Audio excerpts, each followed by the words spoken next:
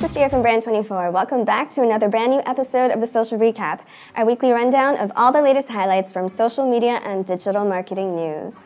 So, what's new in social media this week? Well, we've got our eye on upcoming changes that could have an impact on your SEO in Google. We'll introduce some feature updates that will make some of our favorite social media platforms a little more fun to use, and also catch up on current events.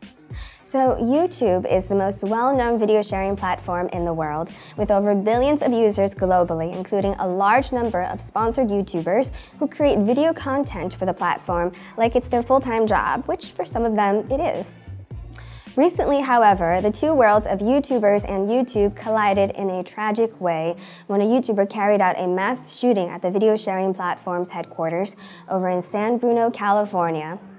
A series of 15 to 17 shots were reported by those inside the compound, resulting in 3 injured and 1 casualty, being the suspected shooter herself, who was identified as Nasim Akdam. She appears to have died from a self-inflicted gunshot wound. The motive behind the shooting is unclear, though the suspect/YouTuber had recently criticized the video sharing platform on her website for allegedly discouraging her from continuing to create content for YouTube and also reducing her view count. The investigation continues as the police try to determine what was the real motive behind the mass shooting at YouTube headquarters over in San Bruno, California. A tragic event indeed, and we hope that all the injured victims have a safe and speedy recovery. Social media is definitely not restricted to your online activities. As it evolves and expands, it affects our daily lives as well. Meanwhile, tech giant Google is also evolving and expanding into the world of visual search AI. In the last episode of the Social Recap, we talked about Google's acquisition of Tenor for their new GIF search feature, and now the search engine has announced their venture into the world of AI-powered visual search with their Google Lens app. So visual search AI works like the tagging feature in Facebook. You know how sometimes you'll upload a photo and Facebook already recognizes who's in it? This type of technology is being further developed for visual search. Google Lens can identify things like landmarks in an image and then give you historic information on it, or show you where to buy a ticket so that you can actually visit. Pinterest allows you to select objects in a photo so it can show you images of similar or related products. Other big companies like eBay and Bing Search are also developing this technology. Visual search AI is perfect for e-commerce retailers. Granted, being able to window shop online more easily and find similar products through visual search could work both ways, helping you gain customers as well as lose customers to cheaper retailers, meaning that e-commerce retailers definitely need to make sure their websites contain plenty of eye-catching and SEO-optimized images. And speaking of SEO, this isn't the only way Google's keeping us on our toes. They've also launched mobile-first search result indexing. Google announced their plan to change the way their search index operates by taking into account the mobile version of a website a couple years ago, but now they've actually started to migrate websites over to its mobile-first indexing. Now, what if you don't have mobile content? Well, Google says mobile-first indexing has more to do with the way they gather content as opposed to how it's ranked. Desktop content will continue to be represented in their index, and even mobile-friendly content doesn't have priority yet. Google does strongly encourage users to start making their content mobile-friendly. Even if that won't impact your ranking now, that may change in the future, and your content is already currently being gathered and evaluated by Google today to determine just how mobile-friendly it is.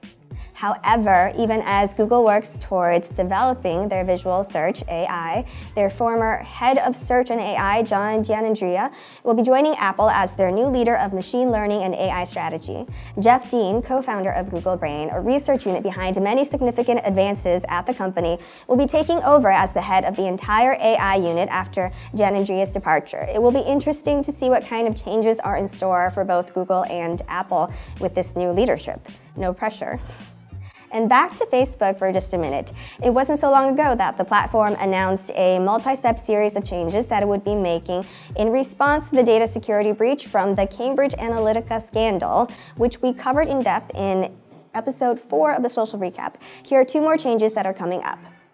So news links shared on Facebook will now contain more information about context. By tapping on an icon by a story's headline, you'll be shown the source's Wikipedia links, a list of related articles, and where else the article has been shared, including who shared it. So if you come across a politically charged article that you totally disagree with, you'll be able to see which of your friends have shared it. Now, it's important to remember that people share links for various reasons. It could be because they agree, support, or like it. It might be for the exact opposite reason, or maybe they just found it amusing. So try not to jump into any conclusions. The feature is available now to everybody in the US. And this is just one change. Facebook is also launching a tool that lets you remove apps in bulk instead of deleting them one by one, which is what many users have been doing since news about Cambridge Analytica broke.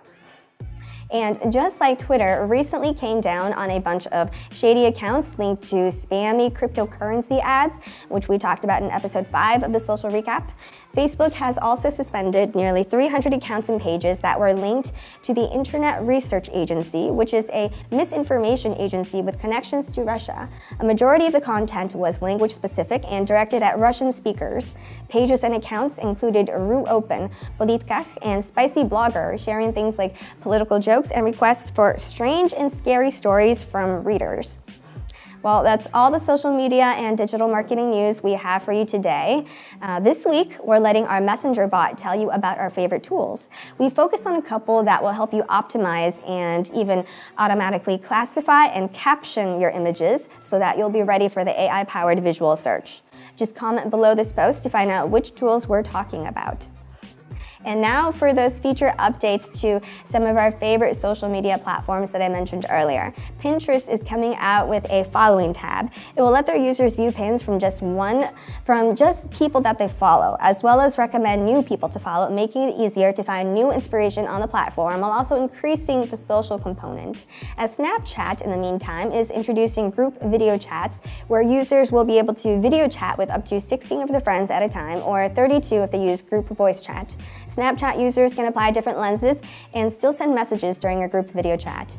And remember that tagging feature we talked about in the 3rd episode of Social Recap, where Snap users will be able to tag other Snapchat accounts in their stories? Well, it's almost here.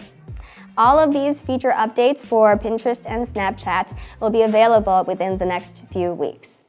And that's it for this week's Social Recap. Don't miss out on the latest trends in social media and digital marketing news. Just subscribe to the Social Recap and get all caught up in a matter of minutes. And if you're a fan of social media and online marketing tools who's watching this on Facebook, just comment below and our Messenger bot will send you the newest info about 2 of our favorite weekly tools at the office. So now we're all caught up for this week. Thanks for watching and listening. Thanks for tuning into the Social Recap, and I'll see you next time. Bye.